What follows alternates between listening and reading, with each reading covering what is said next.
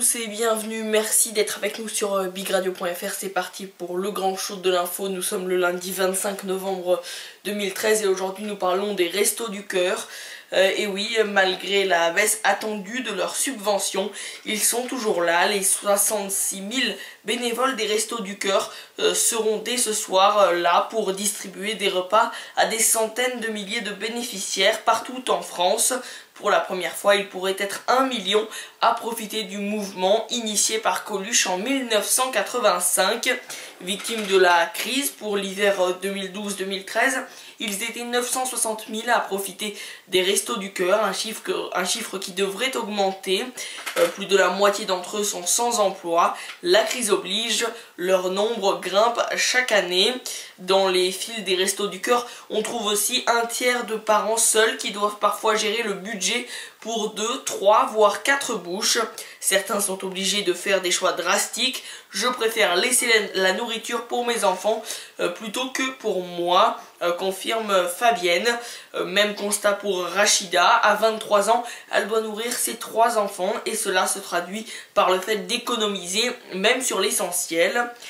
En tout cas, la grande inquiétude des Restos du Cœur réside surtout en l'avenir des aides que l'association reçoit. Le programme européen d'aide alimentaire, dont bénéficient 18 millions d'Européens, sera supprimé dès l'an prochain. Les nouveaux mécanismes laissent déjà augurer une baisse de 10% des aides.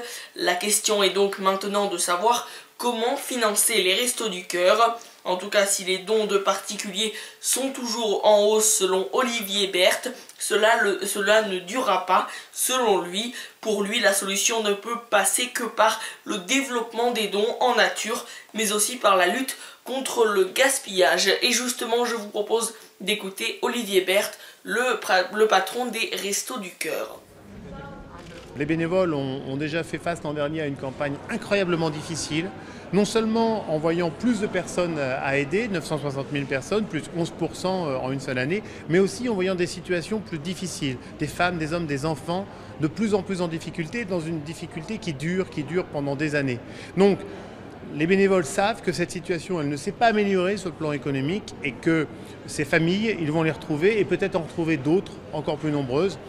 Le bloc-notes à présent a commencé par Abdelkaïm Dekar qui est donc sorti de l'hôpital.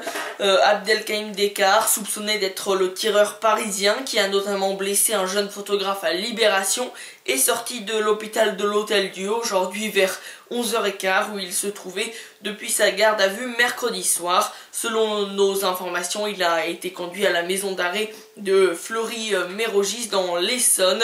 Et puis enfin, le groupe Volailler Doux a trouvé de l'argent frais. Le groupe a donc annoncé qu'il avait conclu un accord avec Almoun Jarem et Calmels. Le tribunal de commerce de Quimper doit rendre demain mardi sa décision sur le plan de continuation. Voilà, c'est la fin de cette édition. Merci à tous et toutes de l'avoir suivi et rendez-vous demain, même heure, même endroit sur le www.bigradio.fr. Merci.